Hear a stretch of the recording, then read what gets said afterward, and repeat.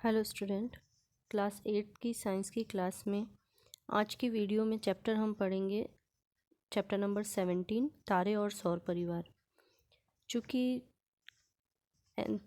जो राजस्थान बोर्ड है उसने आपका कुछ रिवाइज सिलेबस जारी किया है गाइडलाइन के तहत, तो 2020 और 21 के लिए जो अभी सेशन के लिए नया सिलेबस आया उसके अकॉर्डिंग इस चैप्टर में से, साइंस के इस चैप्टर में से आपके कुछ टॉपिक्स हटा दिए गए हैं।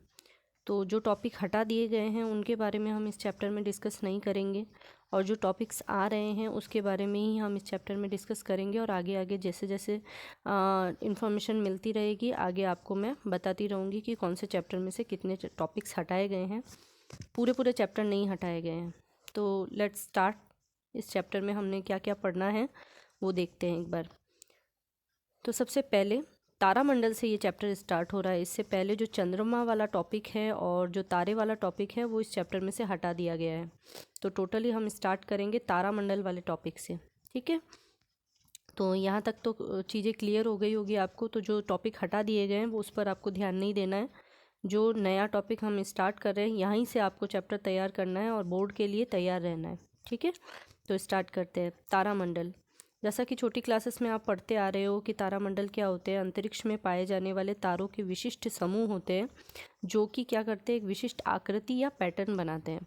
हम उन्हें क्या कहते हैं, तारामंडल कहते हैं। जैसे कि बहुत सारी आकृतियाँ आपको पता ही होगी। ग्रेट बियर तारामंडल जो कि भालू की आकृति का दिखाई देता है, जैसा आपको चित्र में दिखाई दे रहा है, ये ग्रेट बियर तारामंडल भालू की आकृति का होता है।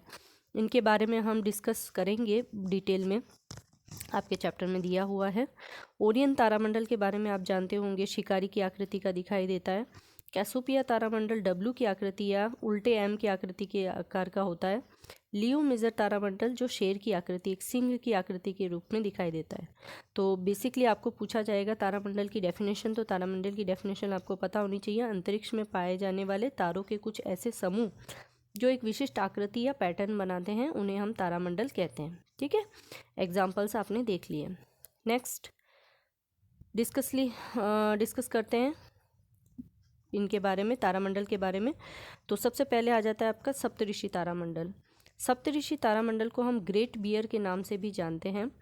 सर्वविख्यात तारामंडल है ये। इसको अर्सा मेजर भी कहते हैं। तो जब भी आपको क्वेश्चन किसी भी नाम से पूछा जा सकता है, सप्तऋषि तारामंडल, अर्सा मेजर, ग्रेट बियर या बिग डीपर, ये सारे इसके नाम हैं, ठीक है। तो सर्वविख्यात तारामंडल में से एक है सप्तऋषि तारामंडल। इस तारामंडल को गर्मियों में रात्रि के प्रथम पहर 9 बजे से लेकर 12 बजे तक के बीच में देखा जा सकता है। और इस तारामंडल को क्या कहा जाता है, बिग डीपर या ग्रेट बियर भी कहते हैं। इसमें 7 सप्तऋषि 7 तारे, ठीक है, नाम से याद रखना है आपको। 7 सुस्पष्ट तारे होते हैं। हालांकि तारामंडल में बहुत सारे तारे होते हैं लेकिन जो चमकीले तारे एक्चुअल में दिखाई देते हैं उन्हीं तारों के बारे में हम डिस्कस करते हैं। तो 7 सुस्पष्ट तारे होते हैं जो कि किस प्रकार की आकृति बनाते हैं, एक बड़े चम्मच की आकृति बनाते हैं, इसीलिए इसे बिग डीपर भी कहा जाता है। और बाकी के जो तारे होते हैं वो मिलकर एक भालू की आकृति बनाते हैं, इसीलिए इसे ग्रेट बियर भी कहा जाता है, ठीक है। तो ये तारामंडल बड़ी कलछी या चम्मच के आकार जैसा होता है या क्वेश्चन मार्क जैसी इसकी आकृति होती है, ठीक है। तारामंडल में ये जो तारामंडल है, ये तारामंडल ध्रुव तारे की परिक्रमा करता है। ध्रुव तारे के बारे में आपको नॉलेज होगी। ये तारा जो है वह हमेशा स्थिर हमें पृथ्वी से दिखाई देता है। तो सप्तऋषि तारामंडल हमेशा क्या करता है, ध्रुव तारे की सीध में ही होता है, ठीक है। और वो गर्मियों के प्रहर में आप देखेंगे कि वो ध्रुव तारे की एक सीध में क्या करता रहता है, परिक्रमा करता रहता है, ठीक है। ये सप्तऋषि तारामंडल। अब ध्रुव तारे के विषय में अध्ययन कर लेते हैं कि ध्रुव तारा जो है वो पृथ्वी के अक्ष केंद्र बिंदु की दिशा में स्थित होता है। आपको पता होगा कि ध्रुव तारा आपको एक ही दिशा में स्थिर दिखाई देता है, उत्तर दिशा में। तो ये क्यों होता है, क्योंकि वह पृथ्वी के अक्ष केंद्र बिंदु की दिशा में स्थित होता है, इसलिए यहाँ गति करता हुआ ये कभी भी प्रतीत नहीं होता, सदैव स्थिर दिखाई देता है। सप्तऋषि तारामंडल की सहायता से ध्रुव तारे की स्थिति हम ज्ञात कर सकते हैं। अगर आपको पता हो कि सप्तऋषि तारामंडल की स्थिति आप देख रहे हो तो वहाँ पे दिखने वाला जो सबसे चमकीला तारा होगा वो ध्रुव तारा होगा और वो उत्तर दिशा में स्थित होगा, ठीक है। नेक्स्ट आ जाता है ओरियन तारामंडल। ओरियन तारामंडल को पौराणिक कथा में शिकारी के नाम से भी जाना जाता है। ये शिकारी तारामंडल भी कहा जाता है क्योंकि इसकी आकृति जो होती है वो पौराणिक कथाओं में जो यूनानी शिकारी है उसकी आकृति के समान दिखाई देती है। इसमें मेनली 8 चमकीले तारे होते हैं, जिसमें से काउंट करें 1 2 3 4 5 6 7 एंड 8। ठीक है, तो ये जो 8 तारे होते हैं इसमें से जो 3 तारे होते हैं वो मेन बहुत ज़्यादा चमकीले दिखाई देते हैं और मध्य के तारे जो है वो शिकारी की बेल्ट को निरूपित करते हैं। 4 चमकीले तारे जो है वो चतुर्भुज बनाते हैं। सॉरी, जो 4 चमकीले तारे हैं वो नीचे की स्थिति में चतुर्भुज बनाते हैं और 5 जो चमकीले तारे हैं वो ऊपर की स्थिति में पंचभुज का निर्माण करते हैं। ठीक है, ये क्या होता है, जैसे सप्तऋषि तारामंडल ध्रुव तारा को पहचानने में सहायता करता है, उसी तरह से आकाश में सबसे अधिक चमकीला जो तारा होता है सीरियस, जिसको हम लुब्धक भी कहते हैं, वो ओरियन के निकट होता है, वो ओरियन की सीध में होता है सीधा। ठीक है, तो ओरियन तारामंडल सदैव सीरियस तारे की सीध में आपको दिखाई देगा। जो सबसे चमकीला तारा है और उसको आप देख सकते हैं ओरियन तारामंडल के समय साथ में, और सामान्यतः ये सर्दियों में दिखाई देता है। तो सर्दियों में अभी जो विंटर चल रहे हैं उसमें आप अगर ऊपर की आकाश में देखें तो ओरियन तारामंडल आपको इजीली दिखाई देगा। नेक्स्ट आता है कैसोपिया तारामंडल। तो उत्तरी आकाश में एक अन्य प्रमुख तारामंडल जो होता है वो कैसोपिया है, और ये तारामंडल सर्दियों में रात्रि के प्रथम पहर में 9 से 12 बजे तक आपको दिखाई देगा। ये तारामंडल जो है वो डब्ल्यू या एम की, इंग्लिश में जो डब्ल्यू अक्षर होता है और एम अक्षर होता है उसकी विकृत आकृति के रूप में दिखाई देता है, यानी बिगड़ा हुआ, या एग्जैक्ट आपको डब्ल्यू नहीं दिखेगा लेकिन फिर भी बिगड़ा हुआ दिखाई देता है। और इस तारामंडल में कितने तारे होते हैं? स्पष्टतः 5 तारे होते हैं। नेक्स्ट आता है सौर परिवार, सौर मंडल। सौर मंडल या सौर परिवार क्या है? तो देखिए, सूर्य और उसके चारों ओर परिक्रमा करने वाले खगोलीय पिंडों से मिलकर बना जो परिवार है या पूरा का पूरा जो सिस्टम है उसे हम क्या कहते हैं? सौरमंडल कहते हैं। बहुत इजी चैप्टर है, इसके बारे में बहुत छोटी छोटी जानकारी आप पहले भी ले चुके हैं, फिर भी ये चैप्टर अपन पढ़ लेते हैं। सौर परिवार में बुध, शुक्र, पृथ्वी, मंगल, बृहस्पति, शनि, यूरेनस और नेपच्यून आदि ग्रह हैं। इन ग्रहों के नाम आपको क्रमिक रूप से याद होने चाहिए। ठीक है, इसके अतिरिक्त धूमकेतु, उल्काएं और शुद्ध ग्रह भी सौर परिवार का हिस्सा है। ये सोलर सिस्टम है, इसके बारे में आपने पूरा पढ़ा है और इसके बारे में आपको डिटेल स्टडी आगे भी करनी है। नेक्स्ट है सूर्य। सूर्य जो है वो हमसे सबसे निकटतम तारा है। हमने पहले भी अध्ययन किया कि सूर्य क्या है? एक निकटतम तारा है और ये निरंतर विशाल मात्रा में ऊष्मा और प्रकाश उत्सर्जित करता है। इसमें जो ऊष्मा का स्रोत है वो मेनली हीलियम जो परमाणु हैं और हाइड्रोजन परमाणु हैं, इन दोनों के जो संलयन है उसके द्वारा इसमें ऊर्जा बनती रहती है। निरंतर विशाल मात्रा में ऊष्मा बनती रहती है और यही ऊष्मा जो है वो सभी ग्रहों की प्रमुख ऊष्मा और प्रकाश का स्रोत है। इसी से हम ऊष्मा प्राप्त करते हैं। पृथ्वी की लगभग समस्त ऊर्जा का स्रोत जो है वो सूर्य ही है। और ग्रह क्या है? तो ग्रह है सूर्य की परिक्रमा करने वाले खगोलीय पिंड जो कि अपना स्वयं का प्रकाश नहीं रखते बल्कि सूर्य के प्रकाश से चमकते हैं। सूर्य के प्रकाश को ये परावर्तित करते हैं और स्वयं चमकते हुए दिखाई देते हैं, परंतु आकाश में इनका स्वयं का कोई भी प्रकाश नहीं होता है। ग्रह और सूर्य जो है वो आपस में एक दूसरे के गुरुत्वाकर्षण बल और घूर्णन शक्ति के कारण एक दूसरे के साथ क्या करते हैं? एक ही कक्ष में परिक्रमा करते रहते हैं। कक्षा क्या होती है? प्रत्येक ग्रह एक निश्चित पथ पर सूर्य की परिक्रमा करता है। इस पथ को ही हम क्या कहते हैं? उसकी कक्षा कहते हैं। जैसा कि आपने चित्र में देखा, ये प्रत्येक जो ग्रह है वो सूर्य की एक निश्चित पथ पर क्या कर रहा है? परिक्रमा कर रहा है। तो ये जो परिक्रमा है जिसको हम कहते हैं अर्धवृत्ताकार कक्षा, जो परवलयाकार कक्षा जो है, ये प्रत्येक जो पाथ है वो उसको हम क्या कहेंगे? उसकी कक्षा कहेंगे हर ग्रह की। और ये एक निश्चित है। ये निश्चित कक्षा में किस प्रकार से परिक्रमा करते हैं? एक दूसरे के साथ ग्रह क्यों नहीं टकराते? क्योंकि इनका जो गुरुत्वाकर्षण बल है सूर्य के साथ और अपना स्वयं का जो गुरुत्वाकर्षण बल है वो क्या करता है? इनको अपनी एक निश्चित कक्षा में टिकाए रखता है। परिक्रमण काल क्या होता है? तो जब पढ़ ही लिया है हमने कि जो प्रत्येक ग्रह जो है वो सूर्य के चारों ओर परिक्रमा करता है, तो ऑब्वियसली उसका एक पर्टिकुलर टाइम होगा। तो किसी भी ग्रह द्वारा सूर्य की एक परिक्रमा पूरी करने में लगा समय जो है उस ग्रह का परिक्रमण काल कहलाता है। ठीक है, काल का मतलब हो गया समय, परिक्रमण यानी परिक्रमा का समय। एक परिक्रमा पूरी करने में, किसी भी ग्रह द्वारा सूर्य की एक परिक्रमा पूरी करने में लगा समय उस ग्रह का परिक्रमण काल कहलाता है। और ग्रहों की जैसे जैसे सूर्य से दूरी बढ़ती है उसकी परिक्रमण काल में भी वृद्धि होती है। जैसे मैं एक एग्जांपल दूं, पृथ्वी का जो परिक्रमण काल है वो कितना है, 365 से ही 1/4 दिन, यानी पृथ्वी सूर्य की एक परिक्रमा पूरे करने में 365 से ही 1/4 दिन लगाती है, 1 वर्ष का समय लगाती है। ठीक है। घूर्णन काल, सूर्य की परिक्रमा करने के साथ साथ प्रत्येक ग्रह जो है वो अपने ही अक्ष पर लट्टू की तरह घूमता है ना। तो अपने ही अक्ष पर पृथ्वी की किसी भी ग्रह द्वारा अपने ही अक्ष पर घूर्णन करने की जो स्थिति है उसे हम क्या कहते हैं, घूर्णन कहते हैं। और इस घूर्णन को एक चक्कर को पूरा करने में लगने वाला जो समय है उसे उस ग्रह का घूर्णन काल या परिभ्रमण काल कहते हैं। जैसे आप जानते ही है, छोटी क्लासेस में आपने पढ़ा है, पृथ्वी अपने अक्ष पर क्या करती रहती है, घूमती रहती है ना, इस प्रकार से घूमती रहती है। और वो क्या करती है, इसी तरह से घूमते घूमते सूर्य के चारों ओर परिक्रमा भी पूरी करती है। तो पृथ्वी का या प्रत्येक ग्रह का अपनी इस अक्ष पर घूमना, इसे हम क्या कहते हैं, घूर्णन कहते हैं। और इस एक घूर्णन को पूरा करने में जो समय लगता है उसे हम क्या कहते हैं, उस ग्रह का घूर्णन काल या परिभ्रमण काल। परिक्रमण अलग है, परिभ्रमण अलग है। ठीक है, परिभ्रमण काल कहते हैं। जैसे कि पृथ्वी का परिभ्रमण काल कितना होता है, 24 घंटे, यानी कि इस 24 घंटे की वजह से वो क्या होती है, दिन और रात हमारे बनते हैं। ठीक है, ये पृथ्वी का घूर्णन काल है।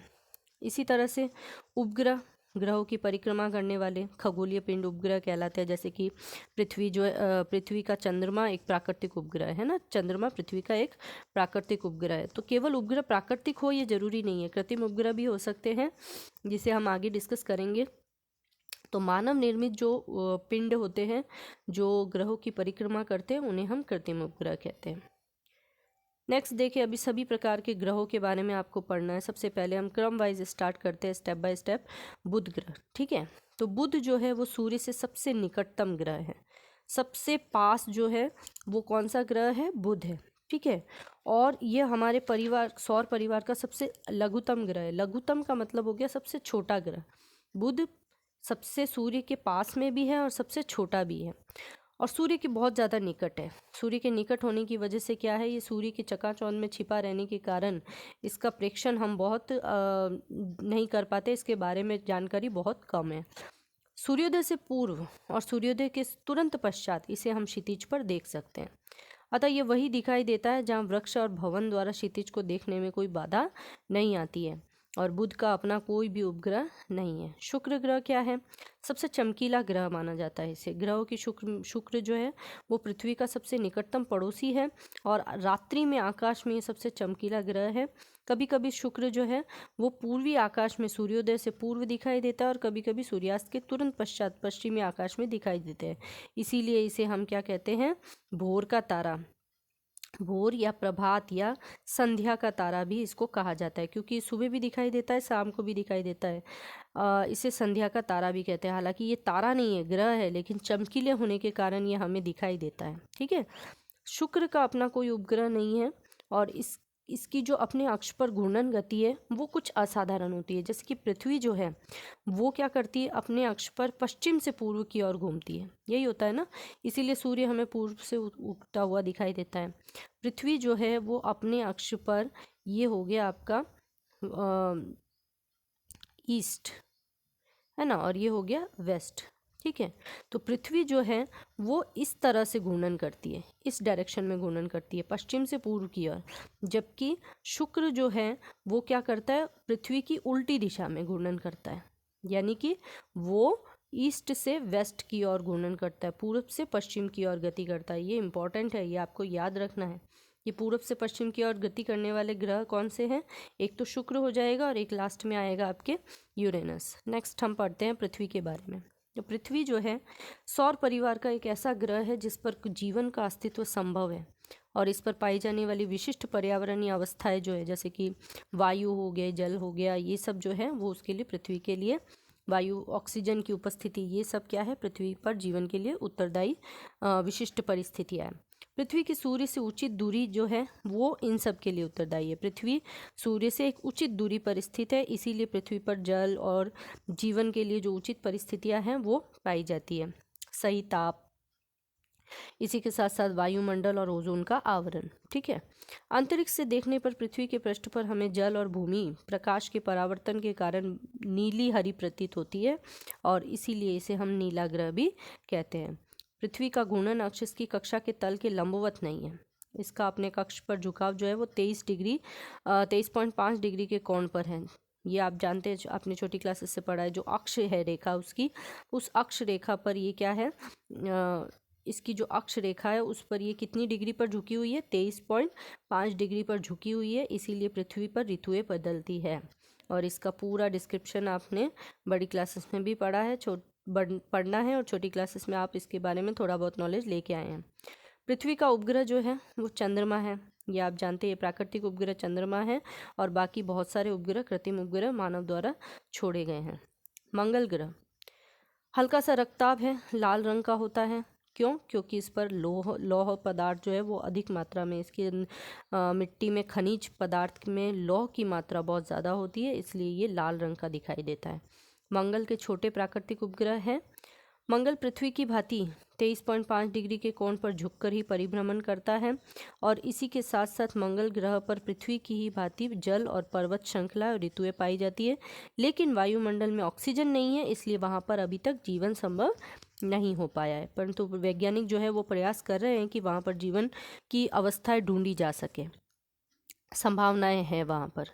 अब है बृहस्पति ग्रह। तो देखिए, सौर मंडल का सबसे बड़ा ग्रह इसे माना जाता है और सबसे तेज चलने वाला ग्रह है। ठीक है, ये सौर परिवार का सबसे बड़ा ग्रह है। इसमें लगभग 1300 पृथ्वियाँ इसमें विशाल ग्रह के अंदर रखी जा सकती है, यानी इतना बड़ा ग्रह है कि पृथ्वी जैसी 1300 ग्रह इसके अंदर समा सकते हैं। इसका द्रव्यमान पृथ्वी के द्रव्यमान का लगभग 318 गुना है। ठीक है, और यह अपने अक्ष पर अत्यधिक तीव्र गति से, इतना बड़ा होने के बावजूद भी तीव्र गति से घूर्णन करता है। और बृहस्पति के 16 प्राकृतिक उपग्रह हैं, सबसे अधिक उपग्रह भी इसी के हैं।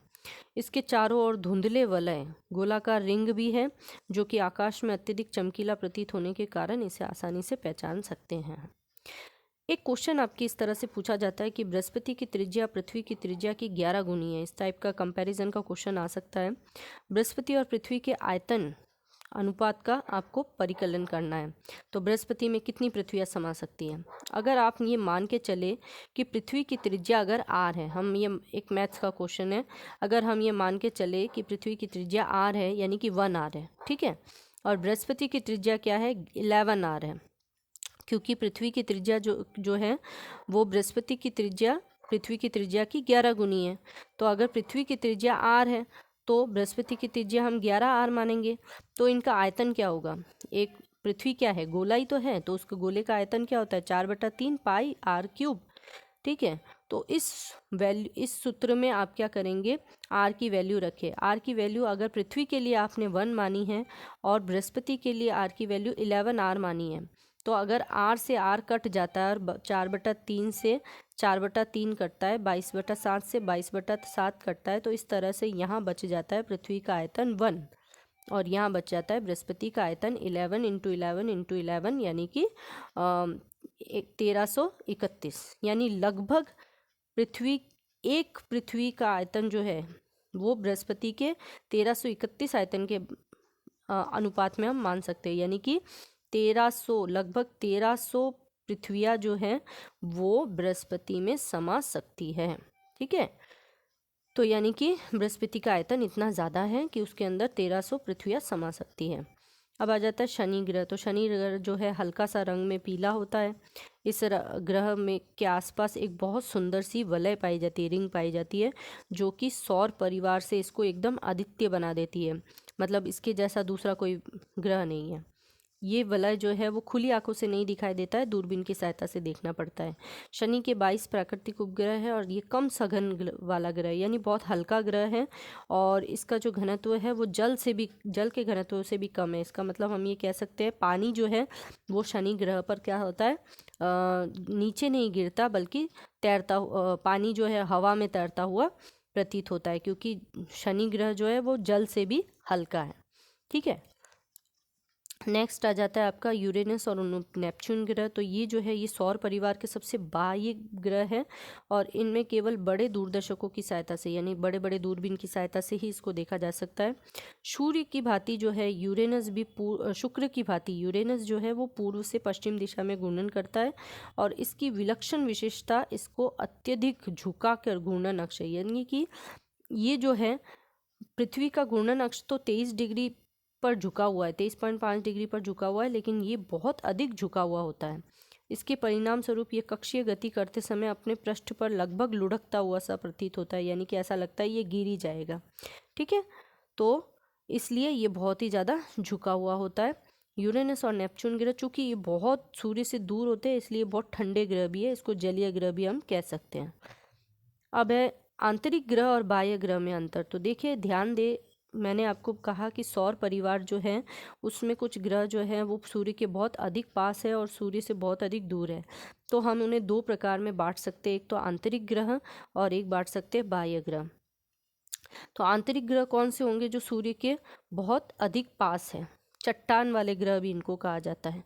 और सूर्य से बहुत अधिक दूर वाले ग्रह जो होंगे वो बाह्य ग्रह या जलीय ग्रह कहलाते हैं, हल्के ग्रह कहलाते हैं। सौर परिवार के प्रथम 4 ग्रह जो है बुध, शुक्र, पृथ्वी और मंगल, ये जो है अन्य 4 ग्रहों की तुलना में सूर्य के बहुत ज़्यादा निकट है। ठीक है, ये क्या कहलाते हैं? आंतरिक ग्रह कहलाते हैं। आंतरिक ग्रह के जो होते हैं वो उपग्रह बहुत कम होते हैं। ठीक है, और ये शुद्ध ग्रह की पट्टी के अंदर की ओर पाए जाते हैं, बुध, शुक्र, पृथ्वी और मंगल। ठीक है, बाह्य ग्रह कौन से हैं? सौर परिवार के ऐसे 4 ग्रह जो आंतरिक ग्रहों की तुलना में सूर्य से अधिक दूरी पर हैं, जैसे बृहस्पति, शनि, यूरेनस और नेपच्यून। ये आंतरिक ग्रहों की तुलना में दूर है, इसलिए इन्हें बाह्य ग्रह कहते हैं हम। और इनके चारों ओर क्या पाई जाती है? वलय पाई जाती है। ये हल्के होते हैं, परिणाम स्वरूप जो आंतरिक ग्रहों की तुलना में आंतरिक ग्रहों की आंतरिक सतह जो होती है वो ठोस होती है, कुछ न कुछ चट्टान वगैरह की बनी होती है, जबकि इनमें जो है बाहरी ग्रह जो होते हैं इनके अंदर कोई भी चट्टान युक्त संरचना, कोई भी ठोस संरचना नहीं पाई जाती। ये बहुत ज़्यादा हल्के होते हैं और ये बाह्य ग्रह जो है वो शुद्ध ग्रह पट्टिका के बाहर की ओर पाए जाते हैं। बृहस्पति, शनि, यूरेनस और नेपच्यून नाम आपको याद रखने हैं और इनके उपग्रह बहुत अधिक संख्या में होते हैं, ये आपको ध्यान रखना है। इन दोनों में अंतर हमेशा पूछा जाता है। नेक्स्ट है शुद्ध ग्रह। तो शुद्ध ग्रह क्या होते हैं? शुद्ध ग्रह होते हैं मंगल और बृहस्पति की कक्षाओं के बीच एक काफ़ी बड़ा अंतराल होता है और ये अंतराल बहुत सारे छोटे छोटे पिंड, टुकड़े, खगोलीय पिंडों के टुकड़ों से ढका हुआ होता है।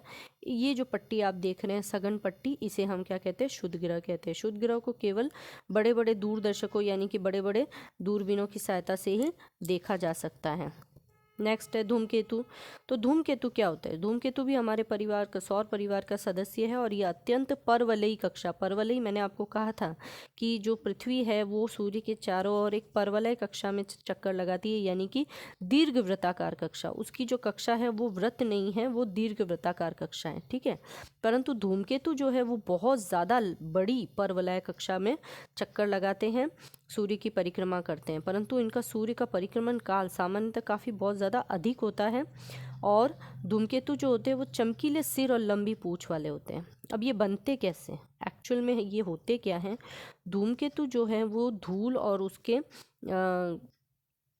गोले होते हैं और ये क्या करते हैं, जैसे जैसे सूर्य के पास आते रहते हैं वैसे वैसे वाष्पित होते रहते हैं, गर्मी के कारण वाष्पित होते रहते हैं और धूल के किनारे जो है इस वाष्प को लेकर जब पीछे की तरफ चलते हैं तो ये इनकी पूंछ के समान चमकीले हुए दिखाई देते हैं। ठीक है, तो धूमकेतु चमकीले सिर और लंबी पूंछ वाले होते हैं। जैसे जैसे कोई धूमकेतु सूर्य के समीप आता है इसकी पूंछ का आकार बढ़ता चला जाता है। मैंने कहा ना ये वाष्पित होते रहते हैं, तो ये वाष्प और धूल के कण मिलकर चमकीली सी संरचना पीछे की ओर दिखाई देते हैं।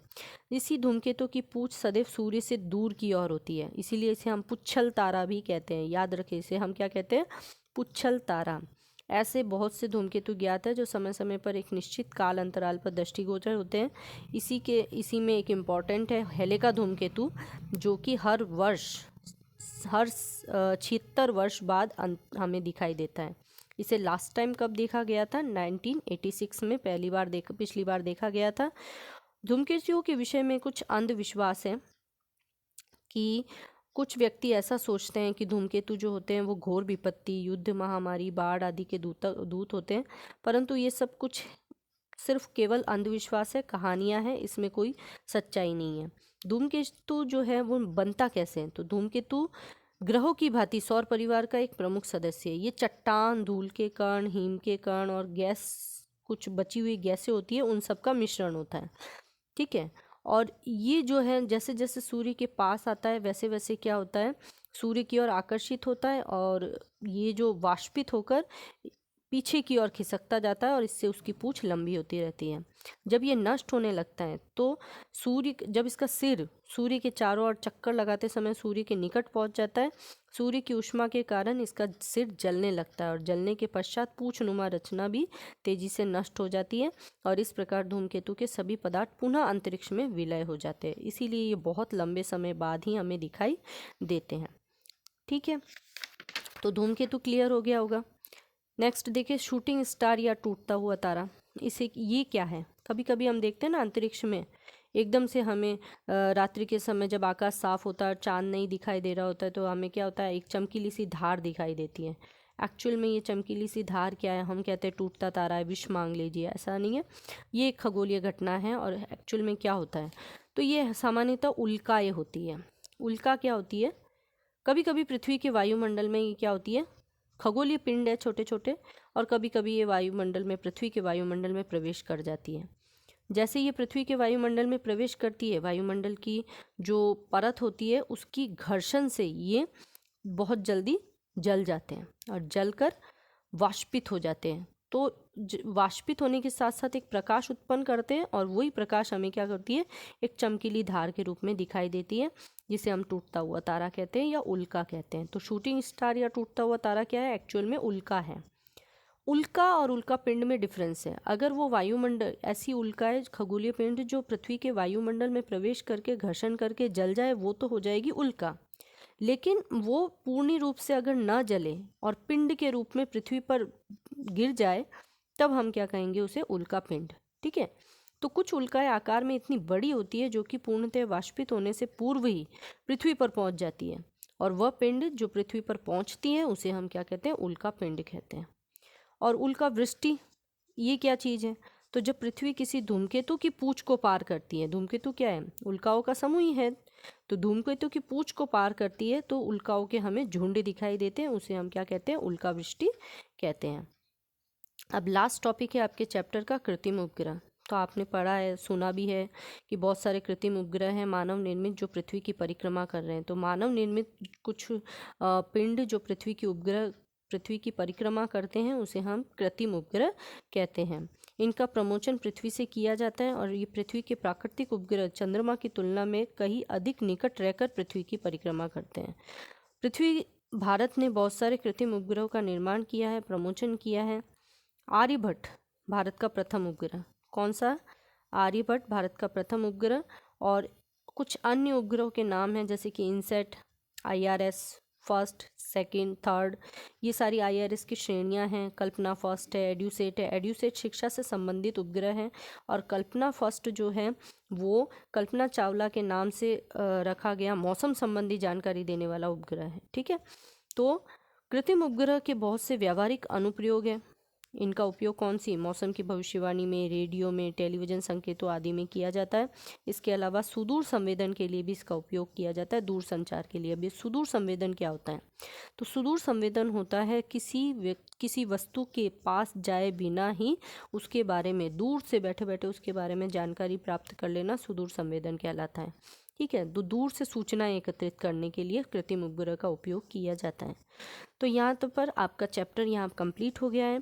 होपफुली आपको ये चैप्टर समझ में आ गया होगा। बहुत इंटरेस्टिंग और इजी चैप्टर था, और कोई डाउट हो तो एक बार वापस से इस वीडियो को देखें और चैप्टर को अच्छे से पढ़ें तो आपको क्लियरली समझ में आ जाएगा।